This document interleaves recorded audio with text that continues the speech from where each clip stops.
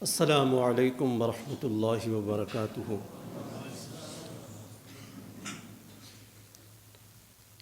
ہم سب کے مرشد شیخ العرب والعجم، شیخ الاسلام والمسلمین حضرت اقدس حضرت مولانا محمد الیاس بادشاہ گھمن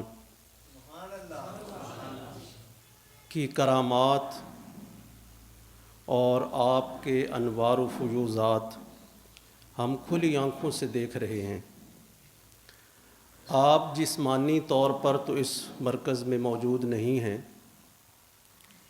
لیکن آپ کے روحانی جو برکات ہیں اور آپ کا جو مرکز کے ساتھ نسبت ہے وہ آپ سب حضرات کے چہروں سے اور آپ کے ادارہ جاتی انتظام سے نظر آ رہا ہے۔ ہمارے شیخ کی ایک کرامت یہ بھی ہے کہ آج سے بہت عرصہ پہلے جب یہ تھا تو مرکز ہی کہ اہل حق کے دل اس مرکز کی طرف متوجہ تھے اور دھڑکتے تھے، لیکن ظاہری طور پر یہ جو تعمیرات اور افرادی قوت ہم دیکھ رہے ہیں یہ نہیں تھی۔ ہمارے حضرت اس وقت فرماتے تھے کہ ایک وقت آئے گا کہ یہاں گاڑیاں رکیں گی۔ اس زمانے میں اگر کوئی گاڑی پر طالب علم بیٹھتا تھا تو اسے یہاں اتارتے نہیں تھے، وہ باہر دروازہ دیکھ کر کہتا تھا اتار دو اتار دو اتار دو، تو اتارتے اتارتے ادھر سے کوئی آئے تو پل پر اترتا تھا اور ادھر سے کوئی آئے تو وہ آگے اتارتے تھے۔ اب اگر آپ لاہور سے بیٹھیں اور اس کو کہیں نا مرکز تاسی اتارنا ہے تو آپ کو گیٹ کے سامنے اتاریں گے۔ یہ ہمارے حضرت کی کرامت ہے جو ہم دیکھ رہے ہیں۔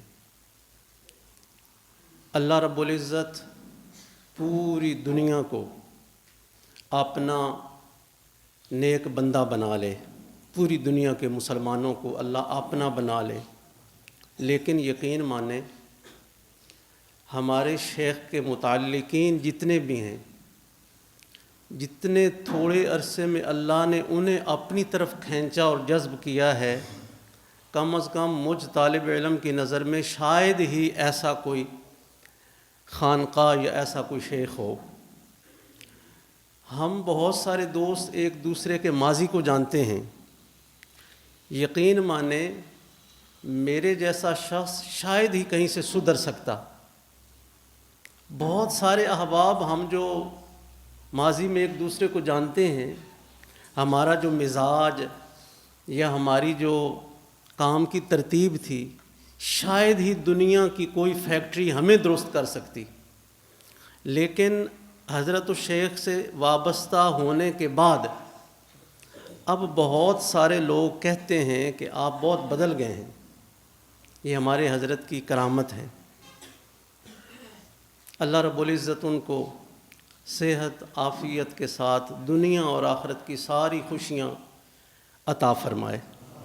اللہ تعالیٰ ان کے متعلقین کو دنیا میں اپنا قرب عطا فرمائے اور آخرت میں اپنے شیخ کی معیت میں نبی پاک صلی اللہ علیہ وسلم کی شفاعت عطا فرمائے۔ قرآن پاک میں اللہ رب العزت نے بتلایا ہے کہ میں قیامت والے دن لوگوں کو ان کے ائمہ کے ساتھ بلاؤں گا۔ سورہ بنی اسرائیل پارہ نمبر 15 میں ارشاد فرمایا، یوم ندعو کل اناس بامامہم، کہ ہم روز قیامت لوگوں کو ان کے اماموں کے ساتھ مقتداؤں کے ساتھ پکاریں گے۔ میری اور آپ کی خوش نصیبی یہ ہے کہ ہم ایسے شخص کی اقتداء میں چل رہے ہیں جس کو اللہ نے ساری نسبتیں عطا فرمائی ہیں، ساری نسبتیں عطا فرمائی ہیں۔ دنیا میں خانقاہیں تو بہت ساری ہیں، لیکن اکثر خانقاہوں میں اعمال پر زور دیا جاتا ہے، تزکیے کی بات ہوتی ہے، لیکن قرآن پاک میں جہاں تزکیے کی بات ہے اس سے پہلے ایمانیات یعنی عقائد کی بات ہے۔ یہ واحد خانقاہ ہے اور میرے مرشد واحد مرشد ہیں جو تزکیے سے پہلے عقائد اور ایمان پر بحث کرتے ہیں اور ایک عامی مسلمان یا عالم کا سب سے پہلے مضبوط عقیدہ بناتے ہیں اور اس کے بعد تزکیے کی بات آتی ہے۔ میں نے آپ سے جو بات عرض کرنی ہے وہ یہ ہے کہ اس زمانے میں بیعت کی ضرورت کتنی ہے اور کسی مرشد کامل کے ساتھ تعلق کی اہمیت کیا ہے۔ میں نے آپ سے بہت مختصر سی گفتگو کرنی ہے۔ ہمارے مرشد کے برادر صغیر، ہمارے بڑے بھائی حضرت مولانا خبیب احمد صاحب گھمن، اللہ ان کی اولاد کو بھی دین کی خدمت کے لیے قبول فرما لے۔ یہ ہمارے شیخ کا عکس ہیں اور ان کی طبیعت میں جتنا میں فرق دیکھ رہا ہوں بڑی حیرانگی ہوتی ہے۔ ایک وقت تھا کہ ہمارے مرشد باتیں کر رہے ہوتے تھے تو ہم ایک دوسرے کو دیکھ کر ہنس رہے ہوتے تھے۔ اب یقین مانیں، میں آپ میں سے بہت سارے لوگوں نے محسوس کیا ہوگا کہ ہم ہنس رہے ہوتے ہیں اور یہ رو رہے ہوتے ہیں اور ہم بڑے حیران ہوتے ہیں کہ بھائی خبیب جو ہیں ان کے اوپر حضرت کا بڑا عکس ہے۔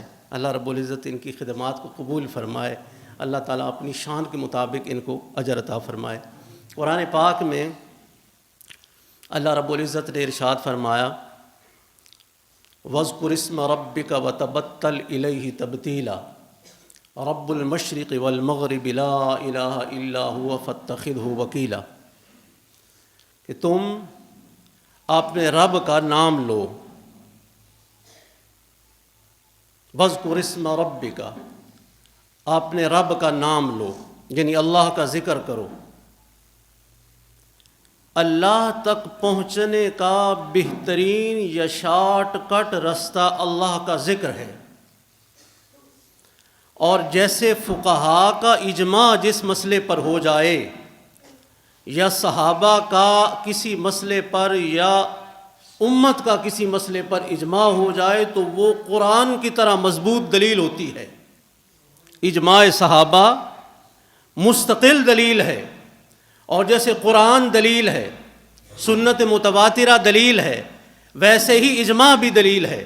اور سلاسل اربع کے جتنے بھی ہمارے سلاسل، 4 سلاسل ہیں، اس کے اکابر اولیاء کا اس پر اجماع ہے کہ اللہ تک پہنچنے کا بہترین ذریعہ یا مختصر ترین راستہ وہ اللہ کا ذکر ہے، اللہ کی یاد ہے، اور اللہ کی طرف سے اس کا حکم ہے، بارہا حکم ہے کہ اللہ کا نام لو، اللہ کا ذکر کرو، اللہ کا ذکر کرو۔ تم اللہ کا ذکر کرو گے، اللہ تمہارا ذکر کرے گا۔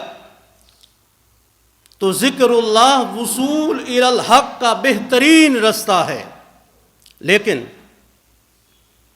عرض یہ ہے کہ ذکر اللہ کی مثال ایک دوائی کی ہے۔ جیسے بیمار شخص دوائی نہ لے تو عادت یہی ہے کہ اسے صحت حاصل نہیں ہوتی۔ لیکن اگلا سوال یہ ہے کہ کیا ہم ذکر اللہ کرتے رہیں تو اللہ تک پہنچ جائیں گے؟ حضرت تھانوی رحمۃ اللہ علیہ سے سوال ہوا، یقیناً پہنچ جائیں گے، لیکن اگر آپ کو کوئی کامل شیخ مل جائے اور اس کی سربراہی میں اور اس کی پیروی اور مشورے میں آپ ذکر اللہ کرتے ہیں تو یہ ایسے ہی ہے کہ جیسے آپ کسی کامل طبیب کے مشورے سے دوائی کھا رہے ہیں۔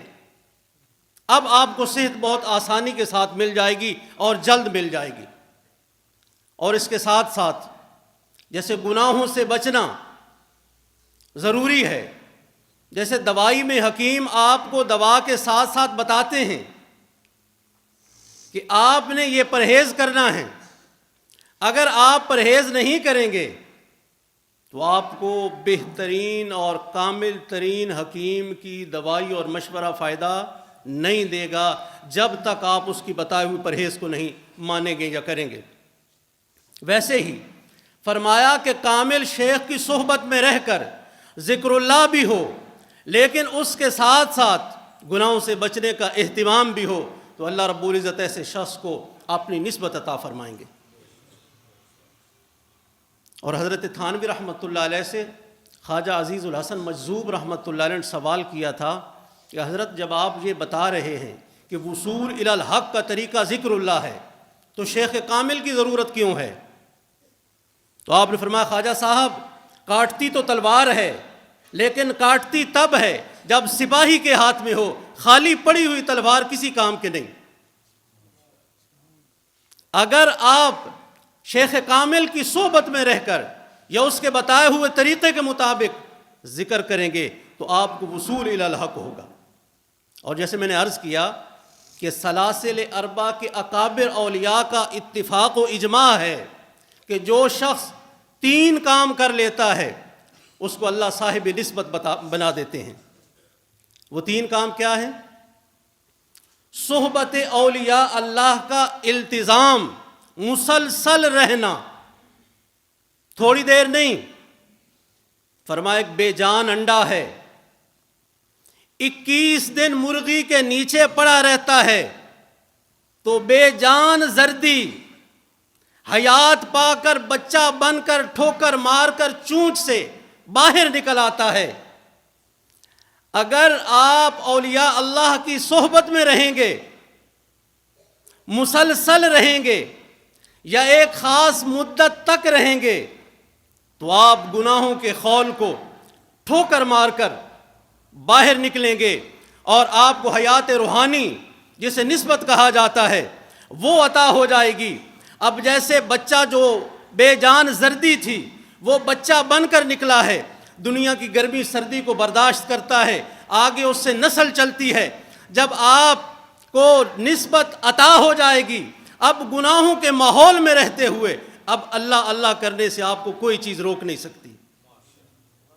بہترین بستر ہے، گرم کمرہ ہے، لیکن رات کو اللہ کی یاد کے لیے آپ اٹھ جائیں گے، آپ کو وہ گرم بستر اور گرم کمرہ روک نہیں پائے گا۔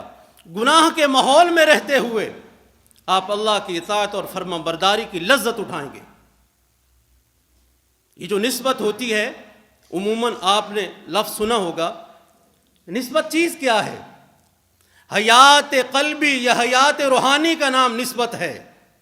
آپ کو اللہ حیات روحانی عطا فرماتے ہیں، اور جو ذکر کرتا ہے فرمایا الذاکر کالواقف علی الباب ای الذی ذکر کالذی وقف علی باب اللہ، جو ذکر کرتا ہے وہ ویسے ہی ہے جیسے دروازے پر کھڑے ہو کر کسی کو پکار رہا ہے، اور اللہ کا نام لینے والا رب کے دروازے پر کھڑا ہے، جیسے کوئی شخص کسی کے دروازے پر کھڑے ہو کر دستک دیتا رہے یا نام لیتا رہے، اگر اندر کوئی ہو تو وہ دروازہ کھول دے گا، دروازہ کھل جائے گا۔ جب آپ رب کے دروازے پر کھڑے ہو کر جو بندہ نام لیتا رہتا ہے اللہ آپ کے اپنے نام کی برکت کے بدلے اس کو اپنے دروازے پر کھڑے فرما دیتے ہیں۔ اب اس کا نام لینا لمبا کم یا زیادہ تو ہو سکتا ہے، لیکن یہ 100% یقین ہے کہ دروازہ کھلے گا اور رب اس کو باطنی نسبت عطا فرما دیں گے۔ حضرت تھانوی رحمۃ اللہ علیہ فرماتے تھے کہ میں پورے یقین کے ساتھ کہتا ہوں کہ جو شخص اخلاص و محبت کے ساتھ اللہ کا نام لیتا رہتا ہے اللہ رب العزت اس کو 100% نسبت عطا فرما دیتے ہیں۔ اور پھر نسبت میں تدریج نہیں ہے، اچانک اور مکمل نسبت عطا ہوتی ہے۔ جیسے آپ پڑھتے ہیں نا، ہم ایک بار، اب طالب علم ماشاءاللہ اس بات کو سمجھتے ہیں کہ دوسرے سال درجہ ثانیہ میں خصوصاً نحو یا صرف کے طالب علم کو مناظرے کا بڑا شوق ہوتا ہے۔ ہم نے ایک بار، مجھے بھی بڑا شوق تھا، میں نے درجہ رابعہ یعنی شرح جامع پڑھنے والے لڑکوں سے دارالعلوم کراچی میں کسی نحوی مسئلے پر بات کی۔ میں سمجھتا تھا کہ مجھے نحو آتی ہے، لیکن انہوں نے جو کچھ کہا تو یوں سمجھیے کہ مجھے منہ کی کھانی پڑی۔ مجھے تب سمجھ آئی کہ علم میں تدریج ہے، یکبارگی نہیں ہے، تدریج ہے۔ آپ جو علم و نحو میں پڑھتے ہیں اس سے اگلے درجے میں ہدایت و نحو جب آپ پڑھتے ہیں تو مسائل اور کھلتے ہیں۔ پھر اس سے آگے آپ قافیہ پڑھتے ہیں تو علم میں اور وسعت آتی ہے، بتدریج آگے آپ بڑھ رہے ہیں، شرح جامی میں اور زیادہ فلسفہ سمجھ آ جاتا ہے نحو کا، لیکن نسبت رب کی طرف سے جو عطا ہوتی ہے وہ یک بارگی ہوتی ہے۔ جیسے دروازہ کھلتا ہے تو آپ اچانک اندر چلے جاتے ہیں، ایسے ہی رب جب آپ کو نسبت القاء کرتے ہیں، دے دیتے ہیں، تو سارے حالات آپ پر کھل جاتے ہیں۔ دنیا کی حقیقت، اپنی حقیقت، تمام اسباب کی حقیقت اس کو نظر آنا شروع ہو جاتی ہے۔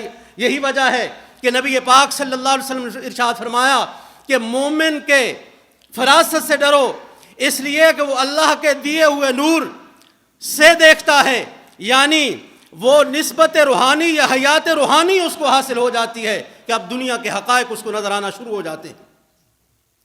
اولیاء اللہ کے سرخیل ہمارے حضرت نے بہت سوچ کر خانقاہ حنفیہ نام رکھا ہے۔ آپ حیران ہوں گے کہ ہم نے اولیاء اللہ کی فہرست میں حضرت جنید بغدادی کا نام تو سنا، بڑی عزت سے لیتے ہیں، لینا چاہیے، ہمارے سروں کے تاج۔ دیگر اکابر اولیاء کا تذکرہ تو ہم نے سنا، لیکن حضرت امام اعظم ابو حنیفہ رحمۃ اللہ علیہ کا تذکرہ ایک فقیہ کی حیثیت سے ہم کرتے بھی ہیں، سنتے بھی ہیں، اور ان کا تعارف بھی ہے، ہونا بھی یہ چاہیے، اس لیے کہ وہ فقیہ اعظم تھے۔ تمام فقہا ان کی جوتیوں کا صدقہ لے رہے ہیں، لیکن کیا ہمارے حضرت کا یہ بھی ایک یوں سمجھیے کہ ان کی کرامت ہے کہ انہوں نے حضرت امام اعظم ابو حنیفہ رحمۃ اللہ علیہ کو بحیثیت ولی اللہ کے متعارف کروایا ہے کہ اپنی خانقاہوں کا نام ان کے نام سے آپ نے مشہور و مشتہر کیا اور رکھا ہے۔ کیا آپ نے یہ نہیں سنا کہ امام اعظم ابو حنیفہ رحمۃ اللہ علیہ اگر ان کے سامنے کوئی شخص وضو کرتا تھا تو آپ دیکھ لیتے تھے کہ اس کے وضو کرنے سے کون سے گناہ کس عضو کے دھونے سے دھل رہے ہیں؟ یہ کیوں نظر آتا تھا؟ اس لیے کہ ان کو رب کی طرف سے نسبت عطا ہو چکی تھی، روحانی حیات عطا ہو چکی تھی، ان کو سب کچھ نظر آنا شروع ہو گیا، دنیا کی حقائق ان کو نظر آنا شروع ہو گئے۔ یہ حیثیت ہے امام اعظم ابو حنیفہ رحمۃ اللہ علیہ کی۔ ہمارے مرشد کی کرامت ہے کہ انہوں نے اپنی خانقاہوں کا نام خانقاہ حنفیہ رکھا ہے۔ تو حضرت امام اعظم ابو حنیفہ رحمۃ اللہ علیہ کا ایک تعارف یہ بھی ہے کہ وہ اولیاء اللہ کے سردار تھے۔ اب آپ دیکھیں نا، حضرت پیران پیر، میرے اور آپ کے دل کا سرور اور آنکھوں کی ٹھنڈک، اولیاء کے سردار، لیکن وہ پیروکار کس کے تھے؟ امام احمد ابن حنبل رحمۃ اللہ علیہ کے، جیسے مشہور ہے۔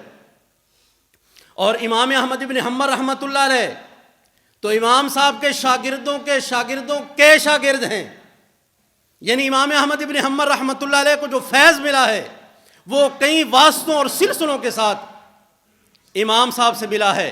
پھر ان سے آگے فیض شیخ پیران پیر حضرت عبد القادر جیلانی رحمۃ اللہ علیہ کا وہ ملا ہے۔ تو آپ سمجھیں کہ جب وہ اتنے بڑے ولی ہیں تو جن واسطوں سے ہوتے ہوئے ان کے پاس علم آیا ہے وہ کتنے بڑے ولی ہوں گے۔ تو ہماری یہ بھی خوش نصیبی ہے کہ ہم ایک ایسی خانقاہ سے وابستہ ہیں جو خانقاہ امام اعظم ابو حنیفہ رحمۃ اللہ علیہ کے نام کے ساتھ متصف ہے۔ اللہ رب العزت ہم سب کو علم اور فقہ سے بھی وافر مقدار حصہ عطا فرمائے۔ تو اکابر اولیاء اللہ کا اجماع ہے کہ اللہ نسبت باطنی یعنی حیات روحانی اس شخص کو عطا فرمائیں گے جس میں 3 شرائط موجود ہوں گی۔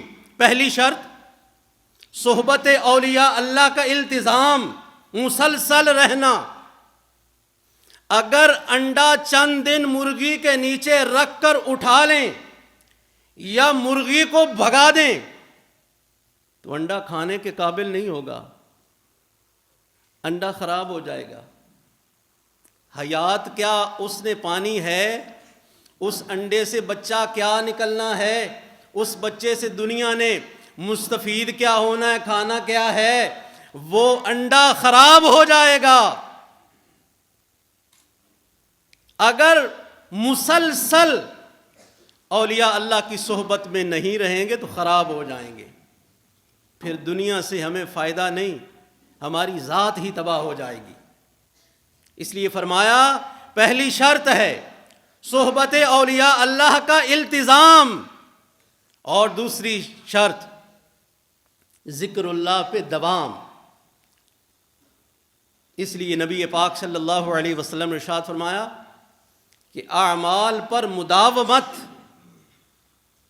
یہ بہتر ہے، کثرت مطلوب نہیں، مداومت ضروری ہے، تسلسل ضروری ہے۔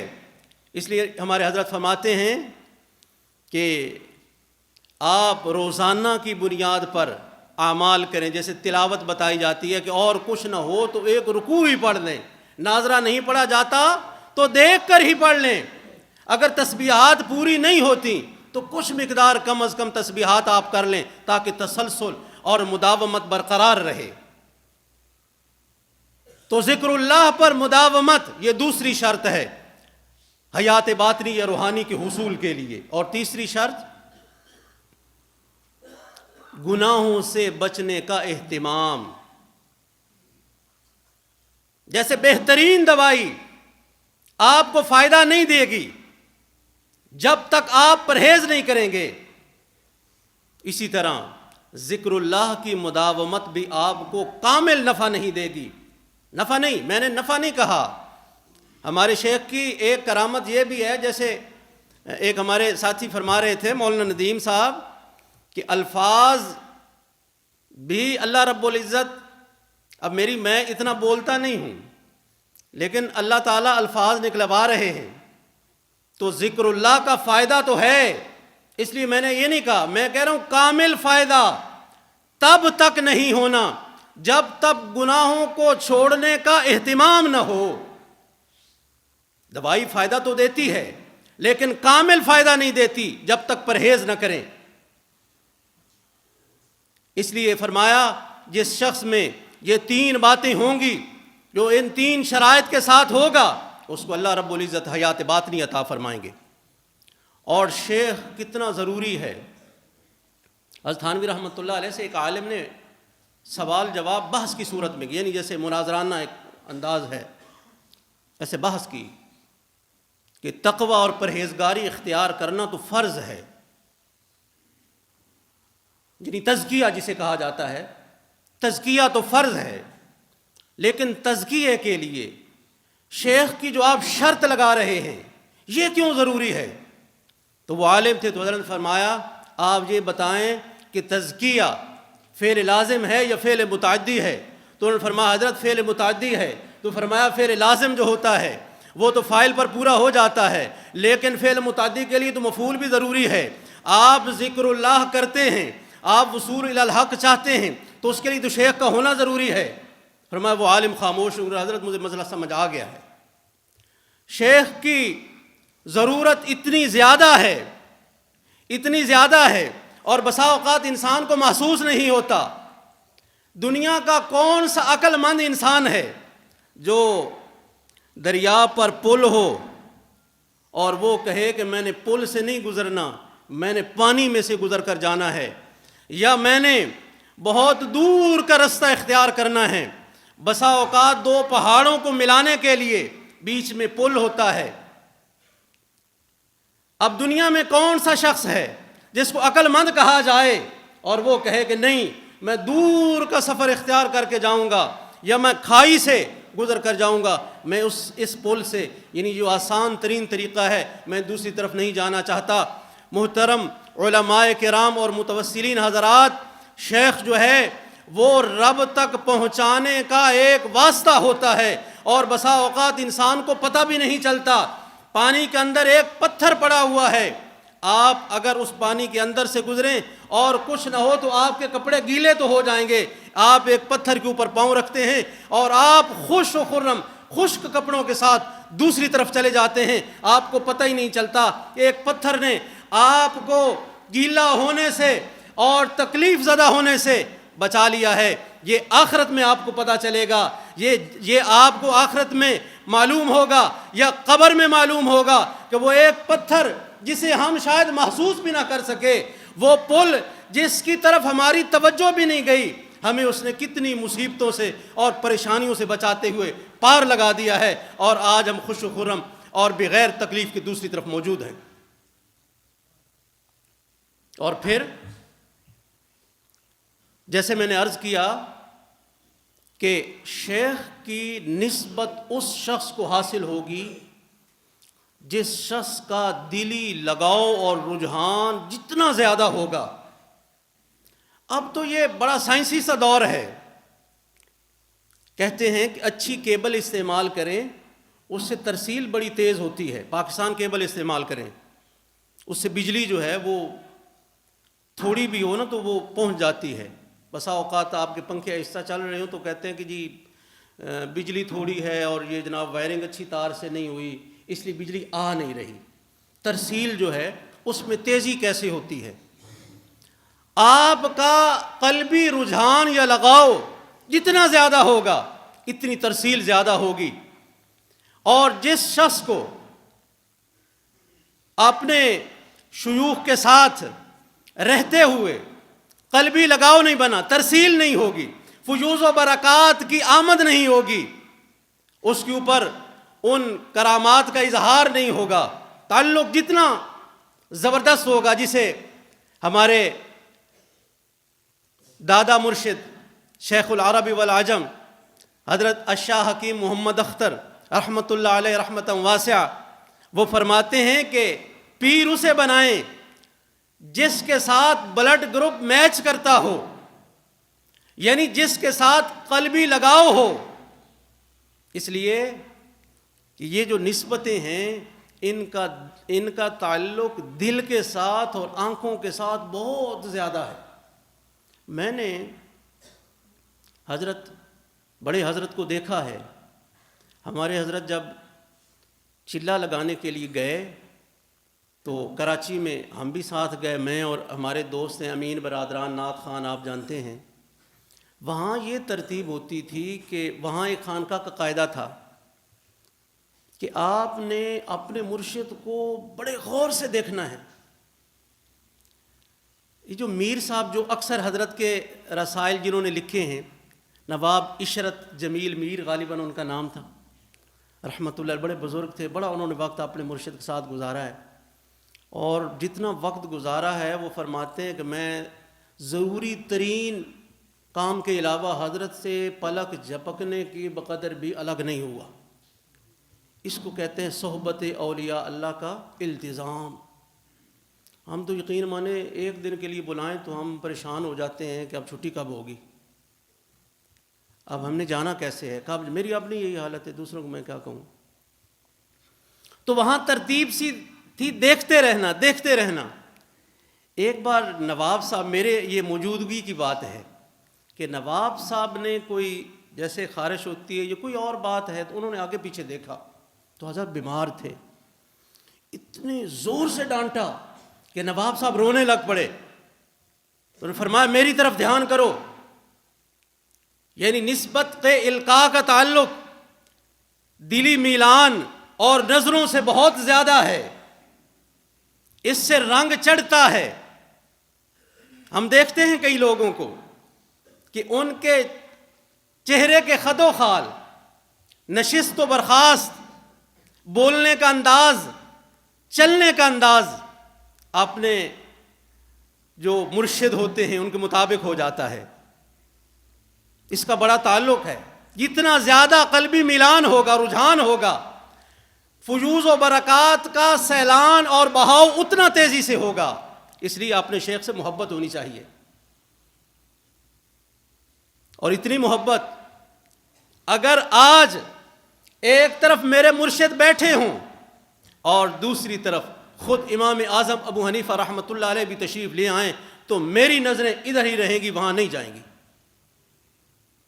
اس لیے کہ مجھے فیض یہاں سے ملا ہے اور ملنا ہے. جیسے فرمایا کہ عورت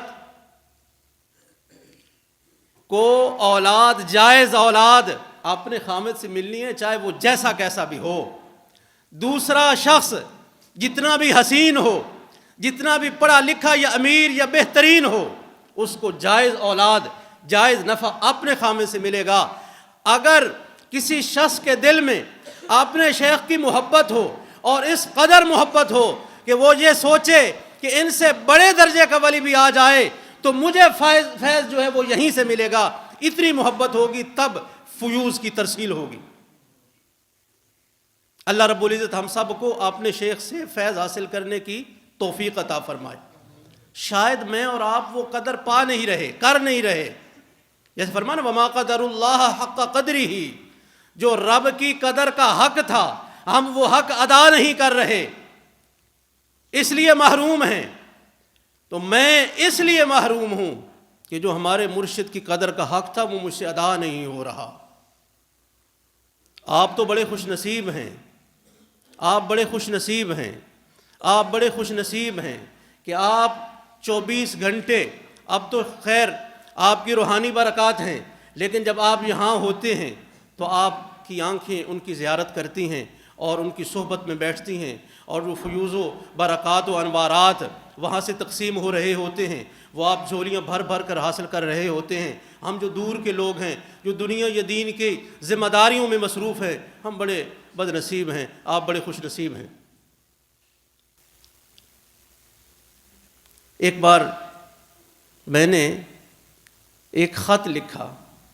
ہم اکابر اولیاء کی جب کرامات پڑھتے ہیں تو بڑی لذت آتی ہے اور بڑا سرور حاصل ہوتا ہے، اس سے ایمان میں تازگی اور جلا آتی ہے۔ میں نے خط لکھا کہ میں موٹر سائیکل پر سفر کرتا ہوں شہر کا، تو رکشے کے پیچھے بسا اوقات غیر محرم عورتیں بیٹھی ہوئی ہوتی ہیں، تو اگر آنکھیں جھکائیں تب بھی ایکسیڈنٹ ہوگا، نقصان ہوگا، اگر دیکھیں تو روحانی نقصان، نہ دیکھیں تو جسمانی نقصان، کریں تو کیا کریں؟ کچھ دنوں کے بعد مجھے خواب آیا کہ اتنے قریب بیٹھے ہوئے ہیں میرے، اور ایسے یہ 2 انگلیاں یہاں رکھ کر بلکہ پیچھے سے زور سے ایسے لائی ہیں، اور مجھے یوں محسوس ہوا ہے کہ میری یہ آنکھیں باہر پچھلی طرف سے نکل رہی ہیں، اور مجھے اتنی تکلیف ہو رہی ہے، اتنی تکلیف ہو رہی ہے کہ میں واقعی نیند میں بول رہا ہوں چھوڑ دیں میں مر رہا ہوں، میں اندھا ہو گیا ہوں۔ تو تھوڑی دیر کے بعد مجھے فرماتے ہیں اب آنکھیں کھول لو۔ تو اس کرسی کی لاج ہے، میں آپ کو پوری ذمہ داری کے ساتھ بتا رہا ہوں کہ مجھے یہ خانہ کعبہ اور یہ مسجد نبوی شریف اتنی قریب نظر آ گئی کہ جیسے ہاتھ لگائیں تو لگ جائے۔ تو فرمایا دیکھو، وہ مجھ سے بڑا پیار کرتے ہیں۔ خبیب صاحب جانتے ہیں کہ ہمارے ساتھ ان کا تعلق تو بہت بچوں کی طرح بہت بچپن میں یعنی وابستہ ہو گئے تھے الحمدللہ۔ شاید آپ کو میں بہت سارے دوستوں کو بتا بھی ہوں کہ میں سب سے پہلا مرید ہوں، میں حضرت کا سب سے پہلا مرید ہوں۔ تو مجھ سے بڑا پیار کرتے ہیں، اور پیار میں سب سے زیادہ مجھے ڈانٹتے ہیں۔ وہ آج کا بھی مجھے مولوی صاحب کامی کہتے ہیں، حارث ہی کہتے ہیں کہ حارث ہے، تو مجھے کہتے ہیں دیکھو میں نے آنکھیں جب کھولی تو یقین مانے، اب ہم اکابر اولیاء کی کرامات کو جب پڑھتے ہیں یا سنتے ہیں ایمان کو جلا ملتی ہے اور ہمیں بڑا سکون ملتا ہے۔ ان کی شخصیت اور ان کا وقار ہمارے دل میں اور زیادہ روشن اور ظاہر ہو جاتا ہے۔ لیکن آپ بیتیاں جو ہوتی ہیں وہ آپ بیتیاں ہوتی ہیں، ان میں کوئی اور معنی یا کسی اور معنی کا احتمال پیدا نہیں ہوتا، وہ انسان خود آپ بیتی بتا سنا رہا ہوتا ہے۔ میں نے اپنے شیخ کی کئی کرامات دیکھی ہیں، ان میں سے ایک یہ کرامت ہے کہ فرمایا حضرت مولانا عبد المالک صدیقی رحمۃ اللہ علیہ کے بارے میں کہ وہ دیر تک تکبیر ہو جاتی تھی تو دیر تک اللہ اکبر نہیں کرتے تھے۔ کسی مدرسے کے طالب علموں نے کہا کہ حضرت تکبیر کے جلد بعد تکبیر تحریمہ کہنی چاہیے، انہوں نے فرمایا میں تب تک تکبیر تحریمہ نہیں کہتا جب تک بیت اللہ مجھے نظر نہیں آ جاتا۔ یہ ان کی کرامت، لیکن میرے شیخ کی کرامت یہ ہے کہ ایک گندہ ترین طالب علم اس کی آنکھوں پر حضرت کی خواب میں انگلیاں آئیں تو خانہ کعبہ اور مسجد نبوی شریف روضہ رسول اتنا قریب ہو جائے کہ اگر وہ ہاتھ لگانا چاہے تو ہاتھ لگا سکے۔ میں اس سے بڑھ کر کس شیخ کی کرامت آپ کے سامنے بیان کروں، اور میرے شیخ کا مرتبہ کتنا بڑا ہے۔ اللہ رب العزت ہم سب کو ان کی فیوز سے مستفید ہونے کی توفیق عطا فرمائے۔ بہت ساری باتیں کرنے کو دل چاہتا ہے، لیکن میرے لیے یہی کافی ہے کہ میں اس کرسی پر جہاں میرے حضرت بیٹھتے ہیں، بیٹھیں گے انشاءاللہ، بیٹھتے رہے، میں آج بیٹھا ہوں، اس سے زیادہ میں شاید جسارت نہ کر سکوں۔ اللہ تعالی ہم سب کو نسبت باطنی عطا فرمائے، اور اللہ تعالیٰ قیامت والے دن ہم سب کو اپنے شیخ و مرشد شیخ الاسلام والمسلمین حضرت اقدس مولانا محمد الیاس بادشاہ گمن تو سارے ہیں، گمن تو سارے ہیں، لیکن یہ بادشاہ گمن ہیں، عام گمن نہیں، بادشاہ گمن ہیں۔ تو اللہ رب العزت قیامت والے دن جب اللہ فرمائیں کہ آ جاؤ بھائی، آپ نے اپنے اماموں کے ساتھ آ جاؤ، مقتداؤں کے ساتھ آ جاؤ، تو ہم اپنے حضرت کی سفید پگڑی کے پیچھے چلتے ہوئے رب کے دربار میں پیش ہو جائیں اور سرخرو ہو جائیں۔ اللہ رب العزت ہم سب کو دنیا آخرت کی ساری خوشیاں عطا فرمائے۔